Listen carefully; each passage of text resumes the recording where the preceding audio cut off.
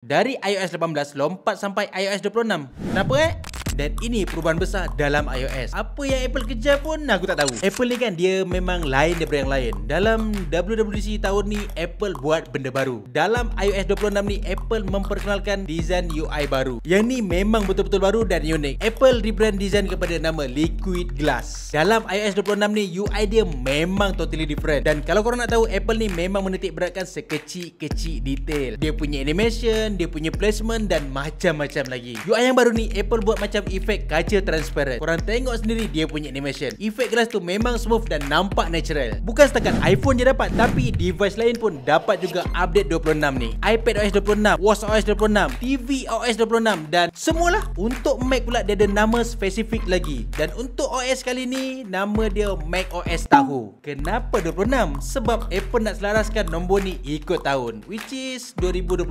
Adakah iPhone baru nanti akan dinamakan iPhone 26?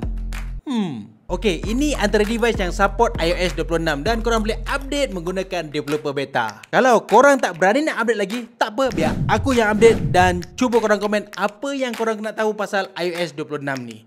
Nanti aku try make it happen.